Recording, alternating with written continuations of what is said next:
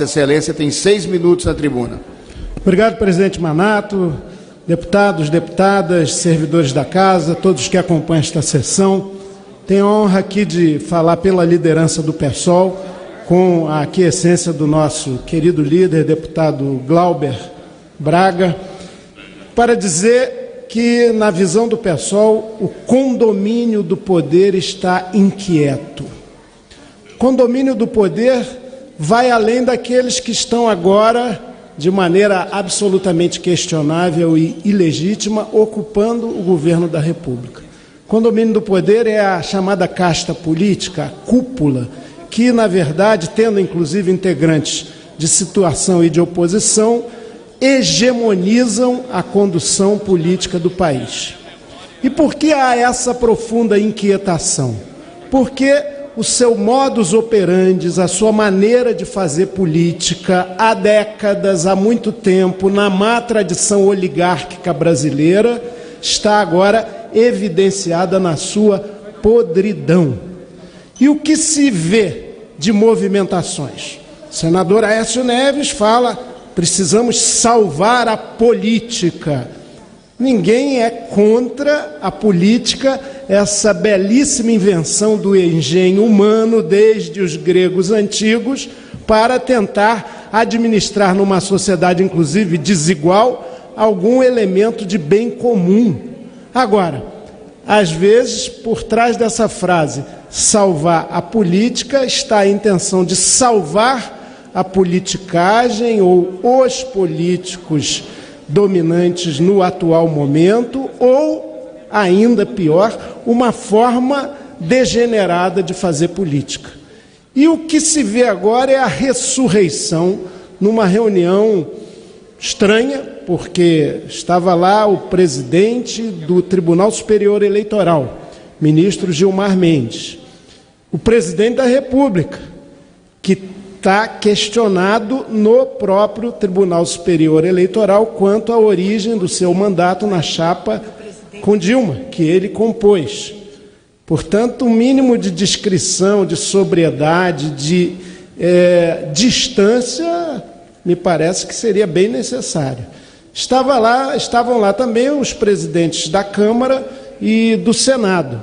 E ali eles começaram, nessa expressão máxima da casta política hegemônica no país, a discutir, pelo que lemos, a reforma política, vindo com uma ideia que pode até ter sentido, como tem em muitos países com partidos políticos consolidados e fortes, como na Europa, por exemplo, e mesmo em alguns aqui da América Latina, da chamada lista partidária. O PSOL, ele aposta muito nas estruturas partidárias, nos partidos programáticos, ideológicos, de conteúdo, mais do que nas personalidades, muito mais nos individualismos, que podem gerar, inclusive, os tais salvadores da pátria. Agora, uma boa ideia numa hora errada torna-se uma péssima ideia. E aí, isso está muito claro. Quando se fala de lista fechada, e nós defendemos, inclusive, a lista flexível, pela qual Sua Excelência, o eleitor, a eleitora, escolhe, ele sim, quem vai constituir aquela bancada partidária. O eleitor, pela generosa proposta liderada pela OAB e a CNBB, que está engavetada aqui nessa casa, ele vota em 2 momentos. Primeiro, ele escolhe a legenda, o conteúdo de ideias e propostas da sua preferência. Segundo, de acordo com as cadeiras que aquela legenda obteve na votação popular, ele também, a eleitora, o eleitor, escolhe quem vai, inclusive, produzindo um equilíbrio entre homens e mulheres nessa representação. Essa era uma discussão que estava aqui avançando, mas foi engavetada, paralisada. E agora, evidentemente, em função das agruras que da Lava Jato colocam para a casta política brasileira, se volta com essa ideia da lista fechada, que é a consagração do caciquismo e é a possibilidade, sem mais tormentas, de reprodução de mandatos.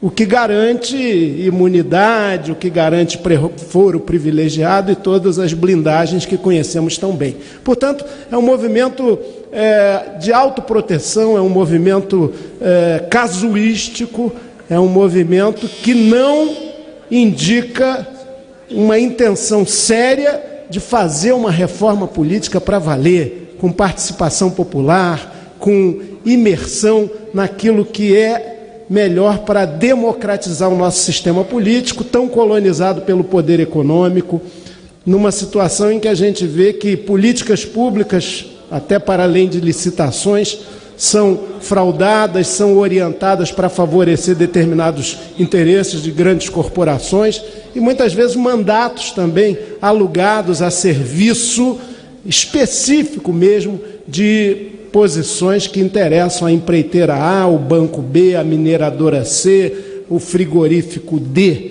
Isso é mercantilização da política. E uma reforma que não enfrente de vez esses problemas, ela vai produzir mais do mesmo e não ter a adesão e a simpatia da população. Para encerrar, eu entendo que nós devemos, sim, discutir uma reforma política para valer, séria, profunda, que tem esse norte, tirar a colonização pelo poder econômico da atividade política no Brasil, que está muito forte e evidenciada.